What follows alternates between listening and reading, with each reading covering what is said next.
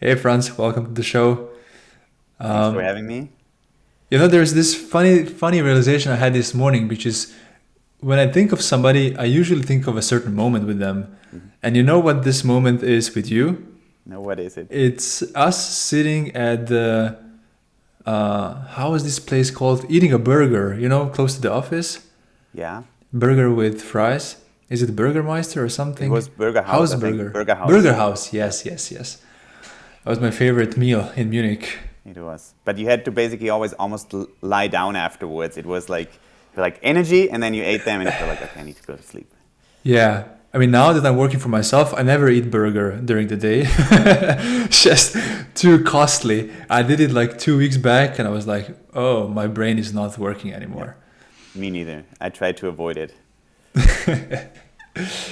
Well, it was amazing that you decided to join because I have a really cool topic to talk about. So basically, AI and the future of design, or how did you phrase it? I think you had a very really nice phrase for it. Yeah, I always like, so normally people talk a lot about the future of design, but I think what people don't talk enough about is about the future of the designer. So I think this idea of like, what's the role of a designer in the AI era? Yeah, Because as we all know, there's currently a lot of like excitement, but also hysteria about AI taking all our jobs and stuff like that. So I think that's a cool topic to talk about.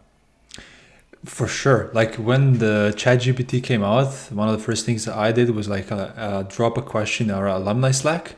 So I asked them, hey, how do you feel about it? Like positive, negative? And I was honestly, I just expected a lot of like backlash and like, oh, this is really bad for the design community, and this is gonna take away our jobs, or it's gonna change. It's gonna make people who are not designers think they are designers and so on.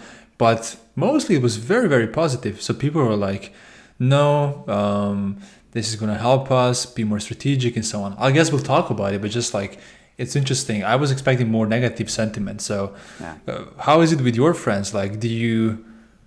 I feel it varies. So like I mean like on LinkedIn I see like both voices. I see the classic well, AI will take our jobs, and then like some people normally reply with something that is always around the lines which is like AI will not take your job, but somebody using AI will. And I think that's the thing of like, it's just like a new tool, and I'm really excited about that. That's the thing. I mean, that's my sentiment. Some people are excited. I'm still a little bit, personally, I'm a little bit disappointed what people use it for. It's still, most of the stuff you see is like, hey, I built this superhero portrait of myself in Oh yeah. Midjourney using Chat GPT for a better prompt. And I'm like, is that really is that the most wicked problem you have to solve today? So that's the thing that I'd love to do design more. True. Have you tried using it yourself already? I mean, you definitely have. So, like, what did you do? I mean, honestly, I did. I tried to test various things of very like factual things, copywriting, lyrics writing for a song, like honestly, like more poetic things. And I mean, the cool thing is like everybody goes through this revelation where like first they're like, oh my god, this is really powerful, and then they're like, yeah, but it's also false at times, and they're like, oh my god, this is bad, and then they come back to Yes. it's just another tool, and it's good for some things and not good for other things. And I'm at this point where I feel like when I need it, I think I know what to use it for. Same with Midjourney and other tools, but I also still know when to open Photoshop or just a text editor and write things myself. Right. I think now I'm in this dip. Like, I was super excited. I saw it came out. I was like, wow, this changes everything. And obviously, I did what everybody did, like open ChatGPT, start testing it. And if you just look at the surface, it looks amazing. Like, oh, this is really good. But then I tried to apply it to, my work. And I was like, okay, why don't you write this for me? I mostly use it just for copy. So why don't you write, I don't know, what was it, an email or whatever, and make it a little bit funny. Yeah. And it just always felt wrong. Like when you go into the details, I know. when you have a very specific tone of voice that you're trying to follow as a company or as a person, it's just like, for example, I told it, hey, write this but make it funny. And then the way ChatGPT brought out the joke was basically a really like dad joke. It I was a know. bad joke. It was like, okay, thanks. I'm not gonna use this. And then the second time I was like, okay, this isn't working, ChatGPT. Sorry. Let me actually write this for you, and I'm just gonna ask you to rewrite it. Yeah. And again, it was bad. I know. It was like, okay, so maybe I'm not sure how to use it. So I asked a few friends, and it seems that the best results that they had was like for a topic that they didn't have a very strong opinion on. So there was a friend, like he's a marketing freelancer, and he has a client who asked for a branding, mission, vision statement. And then I was like, it's a clean slate. So it was like ChatGPT did amazing, just come up with a mission and vision. So then it worked. But for us, like who already have such a maybe strong point of view, it's like, you're not there yet, buddy. Yeah, you're not. And I think, again, there are two thoughts like that come to mind. One is just like, I mean, if you look just on what ChatGPT is trained on, then you understand why it like has this sort of humor, you know, like it feels like exactly like something that's trained on Wikipedia and Reddit. And it's just like, it's this kind of humor that comes out. It's a little bit of like old Web 2 dad joke humor. And that's what it knows, right? That's all what it knows. And I think what's interesting on your second point about your friend that uses it on something that is like, he doesn't know so much about it. I think it's on the one hand that it's more convincing. On the other hand, it's also more dangerous territory because it's much easier that it honestly fools you and you're like, yeah, this sounds right. You know, I don't know anything about quantum physics. And you're like, that sounds convincing. And it's like, it's totally wrong. So I think that's the stuff that's interesting. On this topic, have you seen the Google's release of their, I mean, it's just a demo of their AI? Yeah. And have you seen the mistake that it made? No.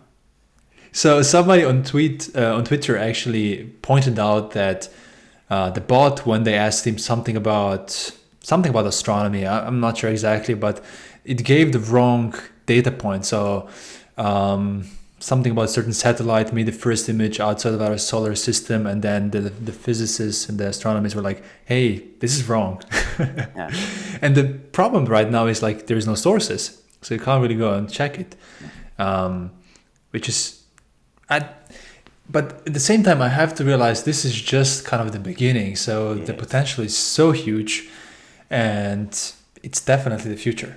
But I mean, I think what's interesting is like, because just what you mentioned now again is like, I would wish that designers almost already think those two steps ahead. You know, I mean, like it's very likely that literally every single browser company on this planet is working on a plugin to detect things that are generated by an AI. Because, you know, I think it will be a solved problem, but we're so much in the moment of like, oh my God, Bing just included Chat GPT and search and querying is becoming the same thing.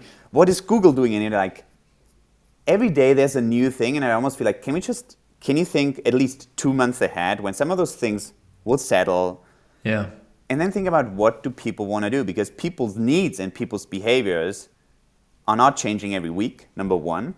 And then there's new interesting strategic problems coming up, which we should prepare for and solve for, right? And that's I just really hope that we get over this, you know, again, like, now I'm jumping back more to Midjourney, DALL-E 2, all of those things. Like, I hope we get beyond that. The best we can do is rendering a unicorn playing tennis with this amazing technology, you know, and just solve some really important problems. We have big climate problems. We have we have a ton of we want to solve the circular economy. You know, there's a ton of things where machine learning and AI can help us to tap into amazing sources of knowledge to solve those wicked problems, which is very hard for our brains individually to do. And that's, I think, an interesting use then of this technology.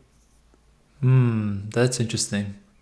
My mind always went into okay, AI is going to do really well with well-defined, not really well-defined problems, but at least well-defined constraints, which is hey, create me an image, write me a copy, get this data and compare it. But now you're bringing up it could kind of help us solve big, hairy challenges like climate change. Do you think it really can do this? So what I think it can do, and that almost I think ties a little bit also into the DMBA thing of strategic thinking, systemic thinking, you know, Yeah. that you almost like, as a designer, can almost start to modularize certain things and like say like, oh, those are all the problems. And I think that machine learning can help us to solve much more complex problems. And honestly, if that's something, a tool we all can have, how amazing, right? And then it's Yeah. obviously the shiny thing is it can create, I don't know, a watercolor portrait of you, Ellen, and you're like, oh, this is cool because it's Yeah. visual, we're a visual culture, fine. But it's just like, it gets your attention and you're like, I get it. But I think there's so many other things that machine learning especially can help us. And I mean, I think I told you on one of our earlier calls is that I'm also advising a startup that's working in the food sector, you know, climate-friendly Right. food. So they do dairy and cheese. And they use machine learning to come up with, like, they can do experiments that normally would have taken, I don't know, 5 years. And with the help of ML models, they can just dial it down, that they only really test and prototype the things that are not already solved. I mean, that's a designer's mindset. Like, that's the strategic mindset. Yeah. It's like, what are the things we know? What are the constraints we have? And what's That's the interesting. opportunity space? And I think that's where it really can shine. Is this startup actually building its own AI, or is it kind of plugging into an existing It's capability? it's using its own because also Oliver Zahn, who's kind of founded it. It's called Climax Foods, if you want to look it up. And he led data science at Google before, and he's just like, I mean, he's a master of machine learning. So they almost need to build their own ML Yeah. model to understand, because again, I mean, he explained it to me like really simply. And I was like, that makes sense. Like if you look at like classic dairy production, it's like, you know, you have basically grass, so a very non-biodiverse entry point Yeah. into an operating system, which is the cow, to process it into milk and then cheese, right? I mean, like, so you have a very boring input, a very like hardwired processing, and then you have one kind of cheese that we know. And I mean, if you even look at it and tell yourself that you're drinking the mother milk of an impregnated other mammal, it's really weird. And he basically just said Yeah. like, okay, we can now use 300,000 edible plants from all over the world, come up with digital recipes and like an ML model that combines them to look at texture, taste, nutrition, and come up almost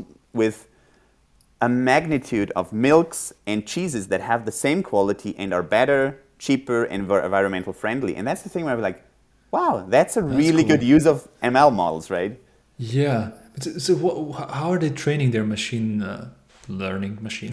So what's the inputs? Is it like recipes or recipes with, I don't know, the nutritional value, and then it tells AI, hey, can you come up with 10 other variations of this, or like, I honestly think, I mean, I have to dig deeper. Like, I'm not, right? not a data scientist or And like food you don't scientist. want to share the confidential data, No, right? and also like he didn't tell me, but I think like, at least from an Yeah. abstract standpoint, what I get is like there's obviously a lot of like white papers and just like things that what people tried out. There's certain proteins, certain things, you know, they go well with each other, and they just use it almost again as their companion to experiment. It's almost like they have somebody who's just like working much faster and can run a million experiments while you just can run one, and they just For decide on sure. what's the thing we really need to test, right? It's just, again, like strategies. Like, what are the things that are known? What are the things you need to de-risk or try out Yeah. and prototype? That's what they do. What's interesting about this Climax startup is that they're building their own machine learning system, because what I see happening right now is like everybody is just taking Chat GPT and putting a different lipstick on top of I it, know. which from the business design perspective, it means like you're just working with the same data set like everyone else. Yeah. And I think the only way to, if now we step in the shoes of somebody who's starting an AI startup, like the real way to have a differentiation is to have your own training data set. Yeah. Right? It's super expensive, takes a lot of time to do it, but that's where the biggest benefit is going to be. Because also things you bring up, like, hey, we want to work on the climate change and stuff, that's probably not something ChatGPT is going to help you with, but it's going to be like a completely new company coming up with like, hey, we need to feed this monster with all this data Absolutely. to find a solution. Absolutely. And I mean, I think you're touching on something that I hope will be like a next generation of those models, which are a little bit more personalized. You know, it could, for example, there could be a Ellen AI that knows your humor and just understands by analyzing, like, you know, just a more bespoke version, that it becomes the best augmentation and amplification of what you want to do. The same thing, honestly, might be true for designers. You know, there could be a whole, let's call it style and taste economy of saying, like, you know, I basically train a model on my taste and my style and my knowledge, and there might be a whole taste and style economy emerging where people are like, hey, Franz, I want to design a sneaker, but in your style. And I'm like, sure, use my taste AI, and I get, I don't know, I get a cut in, it's a new franchise model. And that's, I think all of those things, I'm more optimistic around all the opportunities. Obviously, don't get me wrong, there's stuff, especially in creative AI, that needs to be solved. And one of that is, like, for example, attribution. You know, there's something, rightfully so, that there's an uproar of people being like, hey, this machine is just literally ripping off what I did and for nothing. And there's a balance there. I mean, like, I think we all as visual creatures absorb things, combine them, and kind of in a way steal them and making our own. But I still think there's an in-between. I think there's a version where you could have more attribution. You could even have like micropayments to people. I think there's honestly a future where it's not one or the other. And that's something also designers could work on. You know, what's the Web3 version of a kind of creative AI? That's a cool brief. I'd love to build that company. I think a lot of VCs will also like to fund this. Now you're mentioning two hot words, AI and Web3. So it's like, oh, here's 20 million, Franz. Go build it. You just need to use the key terms. Yes, the buzzwords, exactly. I think this is going to be now a huge also boost for the economy. Like, I think this came at a really good time, like from the perspective of how the macroeconomic picture looks like. Now there is an AI optimism, the wave. I think that's going to do a lot of good. But yeah, you mentioned this attribution thing, right? So how do you see this working? So would the AI then know, okay, this was created by Franz, this was created by, I don't know, Charlotta, and then, you know, it would, if it got inspired by you to create that other thing, would it pay you some money? Like, I mean, honestly, as I'm not a data scientist and I never train an ML model, I mean, like, in an abstract word, and I also know like that ML models don't work like one-to-one. It doesn't take like, hey, here's Franz and here's Charlotta and here's Alan. Let's create one of those three. But at least in my fantasy, there would be something that the model trains itself, but almost keeps a little bit of and it could be a blockchain based, but some kind of track of where did it get the thing from. And once it creates something, it's almost like a percentage slider of like, you know, it might be like that it's 0.01% influenced by Alan. Mm-hmm. And again, if Nike decides to build a sneaker with that thing and they sell it, there might be a micro attribution of 0.01% going to Alan. I mean, like, that's a very like hardwired thing, and most likely every machine learning expert would be like, Franz, what are you talking about?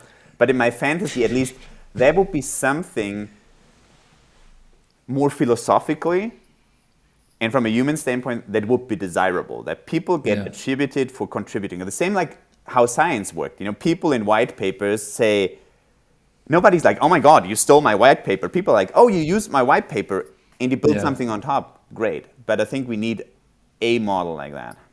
Have you seen the minor backlash that GitHub's Copilot had?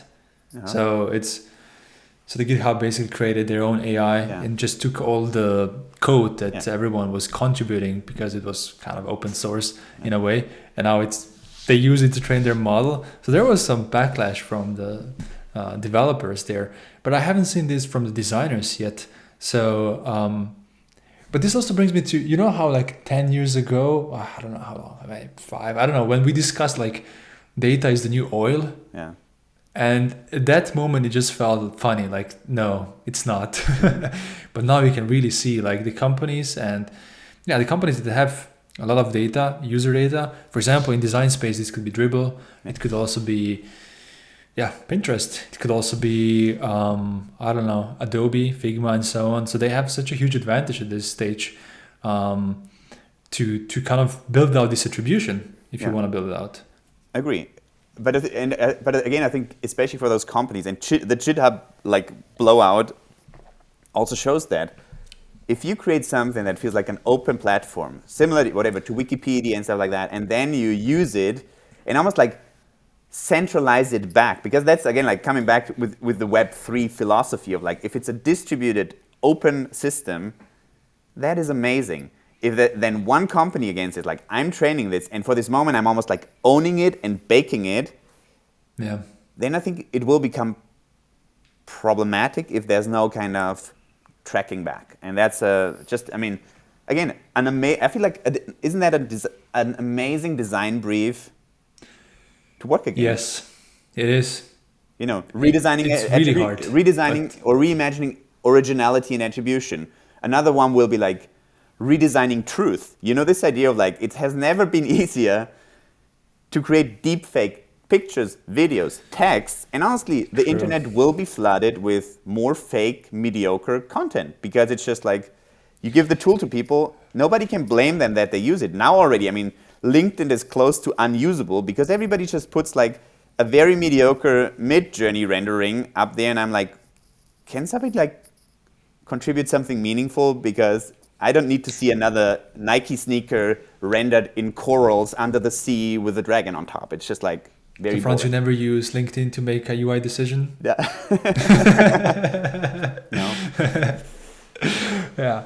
So where do you see, so the role of designers should change, right? With this. So how do you see it evolving? How do you see it changing? How should each designer individually prepare for the change? Yeah, I mean, we talked about that, like also back in the days, always in abundance. I think there's some level of strategic thinking that every designer needs to have, because now it's about choice making, right? That's the thing that designers become really good at. For example, talking about your buddy who like creates a vision statement, he still needs to be the one who says, this is the right vision statement that strategically supports the company, which has this capabilities, this competitive edge to be successful. If it's just a vision statement, which is like, sounds good, it's not helpful. And that's the thing where I feel like that's one aspect designers need to get even better at. And I think they have the tendency of being good at that. The other one is systemic thinking, you know, like also the uproar of people, we designed design system and now like AI is basically using it against us. And like, that was the whole point, right? It's almost like you build a design system because you want to make yourself obsolete. You want to design something that almost can design itself. Amazing job. You created a real design system that knows the constraints, and then you can still look, honestly, if Figma would allow me to give me 15, I don't know, dashboards of X, Y, Z, great. I still need to make the strategic decision, taking human problems and needs, my understanding to make a decision. Because people say, oh my God, DALL-E 2 creates amazing logos. I'm out of business. If that's your problem, that it kind of can assemble beautiful shapes and type, I don't think you've done a proper job to begin with, right? Because you still need to decide what's the right logo for this company of all of those solutions. So it's almost like an opportunity for the broader design community to take the next step, you know, towards more like, hey, we don't have to do stuff anymore. There is somebody else gonna do this for us. Its name is AI, but we can just make decisions, right? Which is kind of liberating, but also frightening at the same time, because it comes with a baked-in threat that non-designers will be like, hey, I can design myself. Why do I need you, Franz, to tell me? I know, I have my taste, you know, I'm gonna choose the one that I like. I mean, to be fair, I think like for middle of the road solutions, that will be a truth. And I don't think this has been a truth also with, you could say, is Squarespace AI? No, it's not, but it's like a version of like templated design, which is pretty good. I mean, the same thing of, if you talk about trends and visual trends, look at Dribble. It basically creates, because so many people have access to the same stimulus, it tends to create a sea of sameness. It almost creates a universal style. Suddenly everybody uses this type. So I think there's also an opportunity for designers to almost become really original and almost artistic. And I would not believe that I myself say this, because I'm also of this kind of generation who say like design is functional and has nothing to do with art.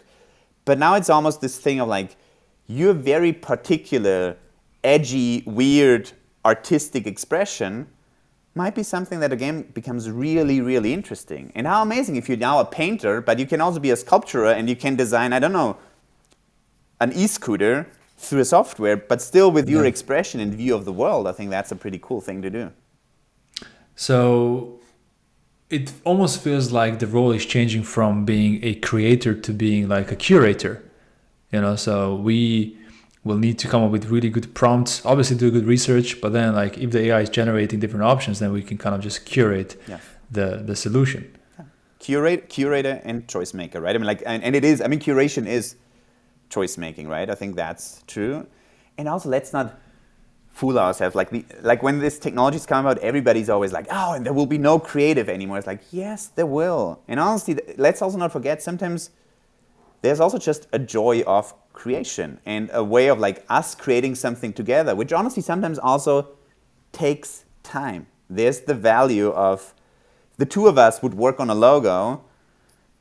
It might be like just visually, if you look at it, it might be the same logo we come up that an AI came up in 2 seconds, but there's more buy-in, there's something in the collaboration and trust that we build. And all of this stuff is like, that will not go away, right? It's not, that's the thing of like, AI will automate everything. It's like, no, it will not. It will just not. No, and I think in the end, we will still need to tell AI what to do and kind of make decisions because, like AI can give you different options, but you need to know what's the right thing for you. The choice, the strategic choice. Is my brand going to be more inviting, more like premium and so on? So that's still a decision that at this stage and probably for a long time, AI is not going to be able to make. Yeah. Unless we have an AI that can plug in all the data from like, oh, I actually talk to the users and this is what I want, and I talk to the stakeholders and this is what I want. Yeah.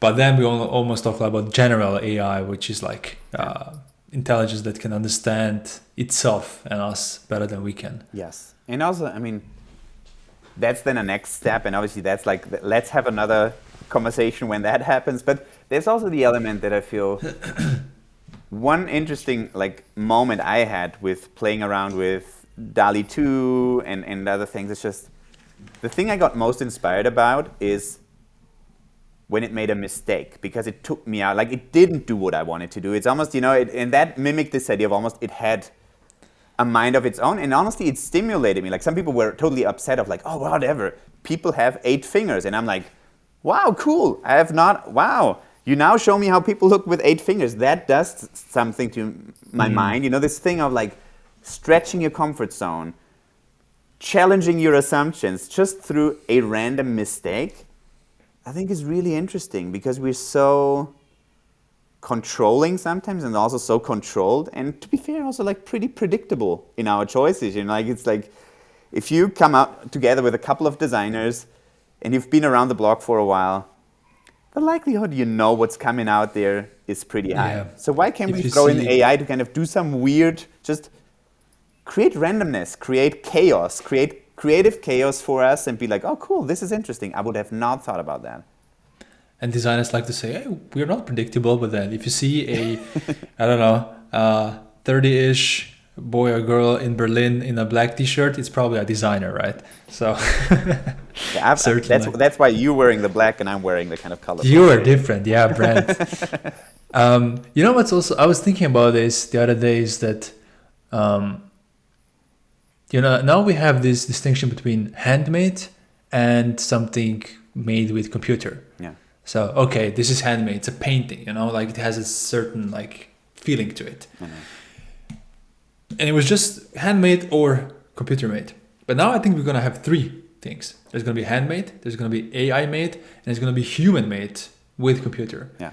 So the things that somebody will actually take their mouse and like draw the lines in Figma or whatever tool they're using is just going to be much more valuable maybe and as it was until now, at least in perception wise compared to the AI. Yeah.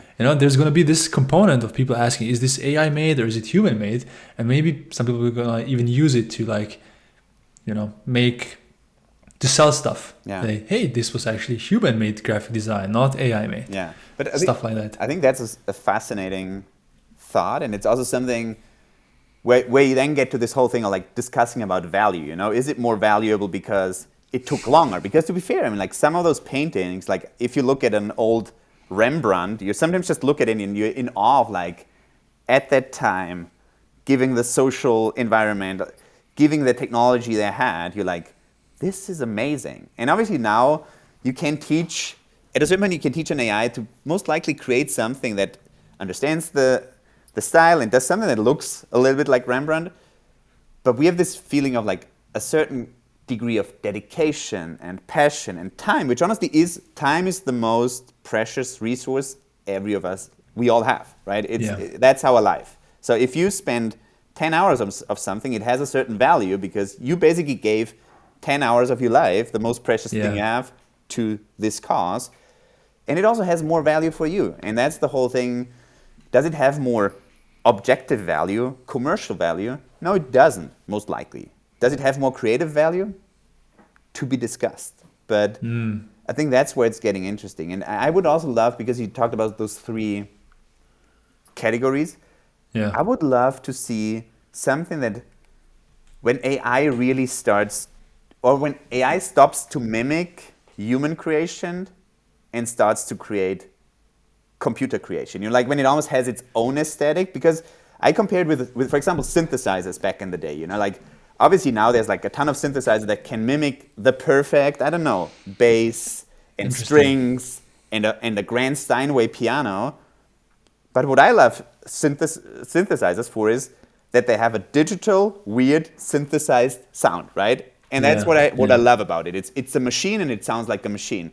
AI currently doesn't design like a machine, but it could. What would that look like? And I think that's an interesting new category as well. That's interesting. This reminds me of, I think, Dead Mouse. Like he spent millions on these like machines to have those like most primitive, in air quotes, primitive like computer sounds, so he can create different sounds than other DJs. So what would be the primitive graphic design for computer? Is it just like black and white? That's the most basic thing. It's an on and off pixel, right? No, I think it's more complex. I think it's just, it might be more amorphous. It might honestly, like, for example, the thing of like designing 7 fingers hands could almost be like I would see it as an expression of AI. It's almost like a weird thing to do. And it's like, it's like a signature. It's your signature. It's like Andy Warhol had signatures. Like it's almost like an artistic expression of like, or, the Simpsons all have, I think they have 4 fingers, right? Like, there's just like, and why can't AI just design everything with 15 fingers? I mean, that's a cool thing to do. And then Nike might have an athlete campaign with, I don't know, a merge of Michael Jordan, Kobe Bryant, LeBron, and like just with 18 fingers. And you're like, oh, this is cool. That's an AI version. I love that. Honestly, I don't think it only needs to be pixels and primitive. I just think it needs to live up to what it is.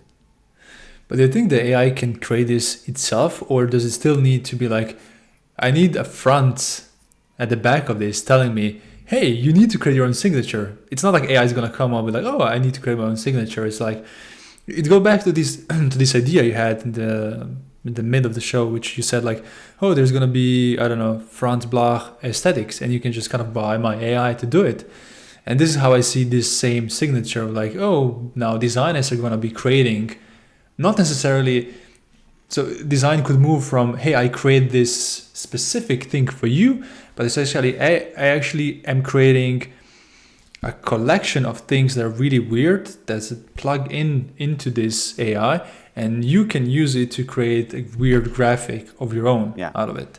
No, and honestly, I think it will be trained, but I almost see like, think about it like synthesizers, or, there's drum machines, there's famous sounds, whatever, the 808 or 909, and they have a characteristic sound due to the limitations. And I would love to see, potentially it's like wine, and you say like, hey, I'm using a 2023 DALL-E 2 on that, you know? And you might be like, oh, it has certain flaws and characteristics that create an aesthetic. And I think that's super interesting. And that brings me back to almost like, it could be a Web3 moment where you almost like, you timestamp certain things and say, I want to have a DALL-E 2 Y2K aesthetic, you know, like, I mean, it didn't exist back then, but you know, there's a lot of like, you know, culture and time are connected.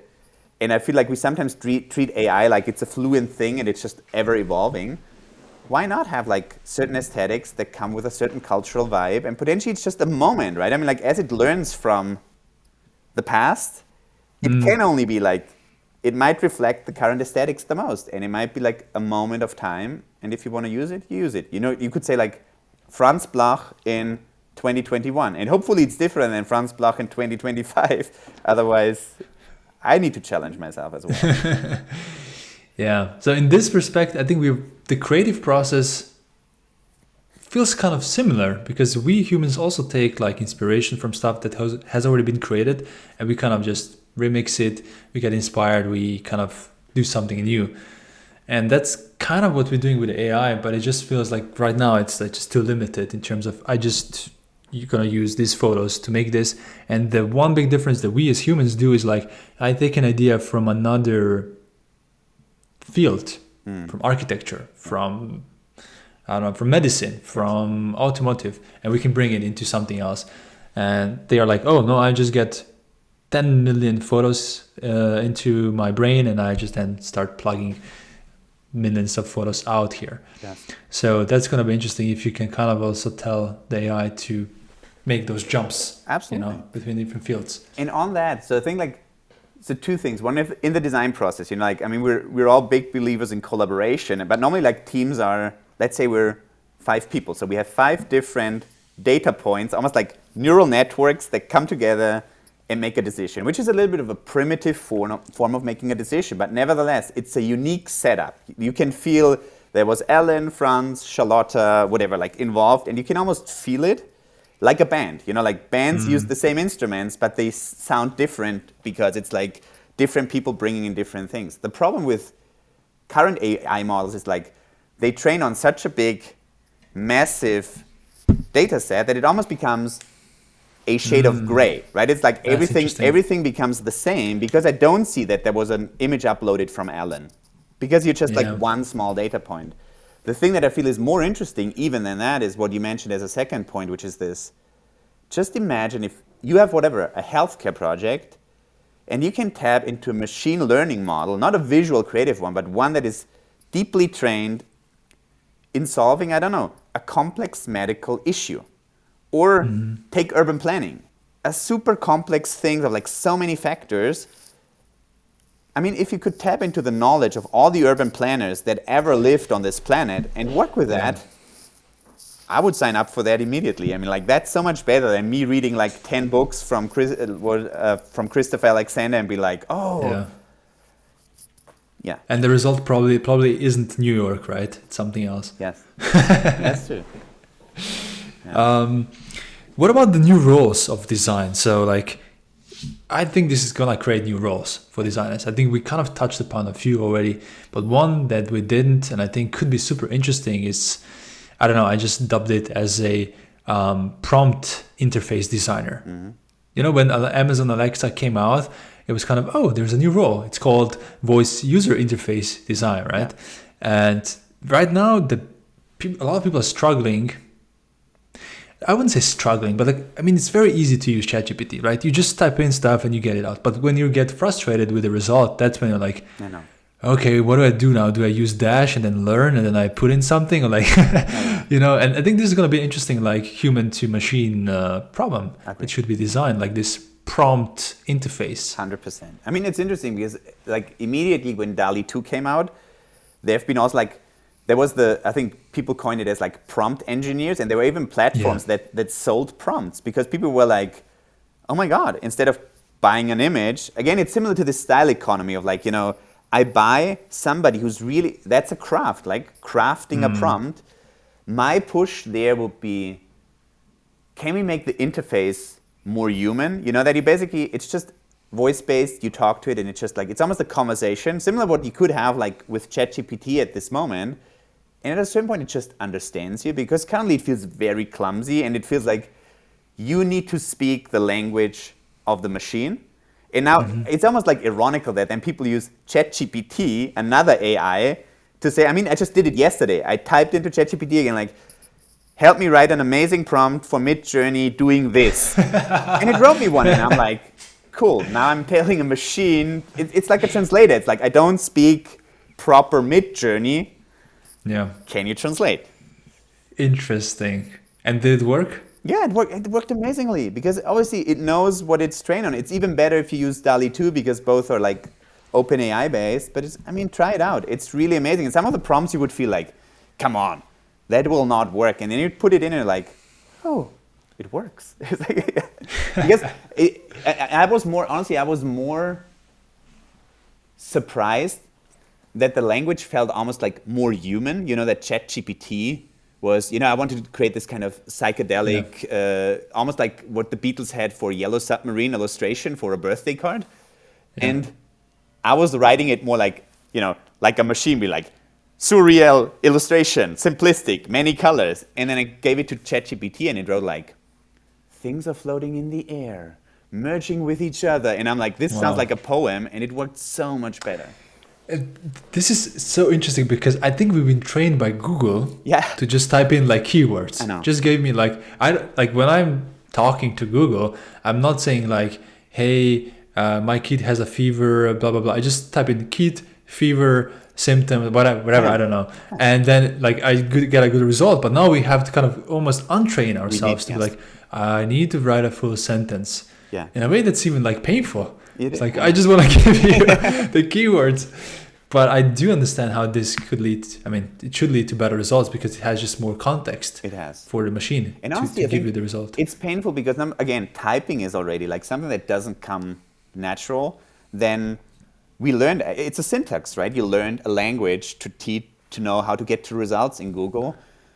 And I think it will become more conversational. I think the thing that is an interesting paradigm shift for humans to understand, also with, what Google is now steering towards, Bing is steering towards, that this idea of search and generating things might become the same thing. Because that's a little bit of like, if I search something, I assume it has been done before. There might be some, it's like a body of work that has been proven. Just like that's the thinking that I feel we have culturally. Right. If it now basically could also just generate results on the go, it's a weird in between. And it obviously people wrote a lot about what are the kind of downsides of again, like designing for truth and misinformation, but it's an interesting paradigm change that you just have this box and you can just tell it to create a picture, find me a picture, find me a recipe, design a recipe, understand my taste. It's almost like all of those things suddenly become closer to what we could have as an experience. Franz, if you wouldn't have a job right now, if you would be starting a startup, I'm going to talk about myself first, but I definitely would go into like AI. It just seems so obvious that now is the right time, and it's that thing. It's not even, I think, a hype. This is a thing that's going to change the next 20, 30, 50, 100 years. Did you already think about any ideas of like products for AI, like specifically maybe for the design community of what we would need? There are some of them, obviously, like I can't talk about, but some of them, sure. And we talked about, a style economy. I think there's a ton of things where just like from an economy standpoint, there's a ton of like interesting tools. And for somebody who like is trained in like vision making and just like thinking a few steps ahead, it's pretty, the same thing for media. The whole attention economy where people just like want to look at stuff for 15 seconds. AI will play a big role of just like creating on the spot stuff that's just tailored to you, right? It's tailored to your taste. Is that a good thing? Is that the best use of AI? I don't think so. Quite honestly, I don't think it's the best use. If I would start a startup, I would use AI and ML models to almost look at the social development goals and have a fresh spin. It's almost like take any one of those like SDGs and be X AI. How do I solve world Right. hunger? How do I solve cleaner water? How do I solve electricity distribution? There's so many things where I know as a designer, I was always drawn towards those, but I'm like, I'm not a scientist. Oh my God, it's such a big problem. And my hope would be that we find almost AI problems that can be trained on those sub-problems and then be leveraged for that. You could just say like, hey, I Yeah. subscribe to food AI or hunger AI and build something on top of that. Yeah, that would be really cool. Do you know of anyone already working on this? I don't know that anybody works on it, but I know, for Right. example, with, Oliver and Climax Food is an example where I just got exposure to being like, I mean, when he's like a leading data scientist, astrophysicist, leading biologists in the field, and they all say like what we're doing now within days would have taken us years. And those are like some of the Wow. best scientists there is. And I'm like, if you saying that, I mean, like, what does that mean for me? I mean, for me, sometimes it takes me a year to save a math equation of my daughter. So like, what would it, like, I just think there's a really lot of potential of just making really applied science, making science applicable and not, I mean, I know visual tools are interesting, and I'm coming back to the rendering a unicorn playing tennis and then creating a 3D model of it and a video is like nice. I hope we don't stop there. It's much more interesting to train something that helps you to solve really wicked problems, and there's a ton of them. Again, circular economy, climate change, energy distribution, micro-mobility solutions, urban planning. I don't know, so many. I mean, like, that's the amazing Yeah. part. We're in a moment where things change, and we have this technology that we can use to come up with better solutions. That must be the headline. Yeah, I think it's because the examples we see right now are maybe so one-dimensional in terms of the AI. Like there's very specific AI startups out there that do just one thing. I don't know, there's a thing called Jasper, just helps you write copy. Yeah. There's many others who just focus on one thing. It's almost like we don't dare to dream about these like bigger, more complex problems. But maybe it's also just we just need more data to train them, or maybe we just need like one example. That's usually what it takes. One example of that, like a famous example that kind of shows that this is possible, and then more people will follow. Because we're people, we're lazy, and like, hey, let's just use Chat GPT and put our lipstick on top, and let's just do something with it. So have you actually seen how the developer mode of the Chat GPT looks like? No, I haven't seen it. So there is like, how in Figma you have these like sliders to change brightness and stuff. Right, So it's the yeah, same thing there, right? Okay, So you that's can what I like mean. change Yeah. certain parameters, and then you get different results. And this is essentially what these startups are doing. Yeah, no. Just tweaking those things to kind of give it a different output there. Absolutely. I mean, that I've seen. And also, I mean, that's also true for, Stable Diffusion. Like, I mean, all of those models have those basically parameters that they're trained on, and that it can almost like increase, decrease. But even with that, like, yes, people are now training it for very specific things. And the next step obviously will be that people will stitch those things together, and people are already doing it now. It's like you can create a nice marketing video by writing the copy on this tool. Whatever, having a speaker, an artificial voice saying it here, creating a video. But I mean, I'm super excited about that because like there's so many times that I had to go back and re-record a part of the podcast. yes. It's just one little bit. Yeah. And now it's like there's a startup that just, you upload, I don't know, 10 hours. Yeah. Not even 10 hours. I think you just have to speak 50, 60, 70 words. Yeah, I know. And based on this, you just type in, I don't know, Alan is talking to Franz. And then an AI would create this in my voice. I know. And I could just plug it into this post-production and just be done with it. And I remember like 5 years back when I was starting with podcasting, I just re-recorded so many things. I know. And and like I had to use the same sentence 10 times to get the same like volume and I don't know, tone of voice and stuff. Yeah. It was just horrible. And that's again but that's what I mean. Like, I think what it takes is that at least you're owner of your voice, because like where again the discussion currently is like boiling up is if people like, did Bruce Willis really kind of give all his rights of his facial expressions to X, Y, Z? can I use the voice of Morgan Freeman to talk to you? Because I'm obviously the whole deepfake aspect of it in a visual culture like ours. If I would like get a phone call from your voice saying like, "Hey Franz, I'm stuck. Can you help me?" I would be like, "Oh, this is Alan." You know, like there are all of those things, and unfortunately, as a human species, we also tend to sometimes abuse those technologies and fall for those things.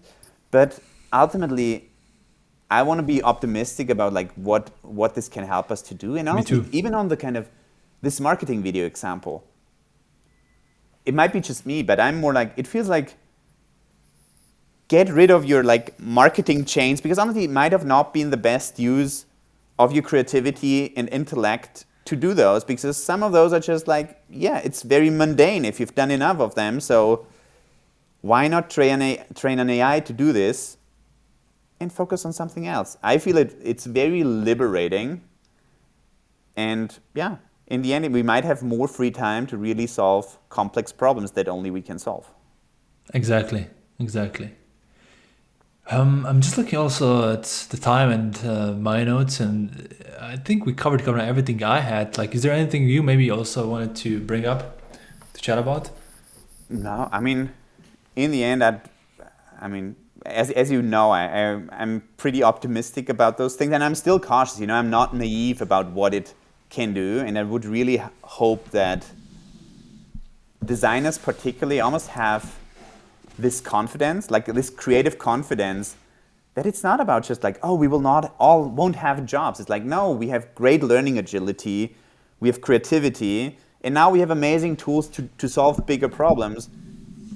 That feels to me like a really good next step. And I know like everybody in the creative scene also talks about imposter syndrome and stuff like that, and I just feel like it hits us exactly there. The first reaction is like, oh my God, I will be out of, like, now I'm useless and now people don't need design anymore. And like, I don't think. We just need to really evolve our role and apply design, as we always say, like, to real problems that really need a solution, and not just putting lipstick on a pig. I mean, like, that's just, if you're in the business of putting lipstick on a pig, yes, AI might take your job. Be happy, because then you can do something else.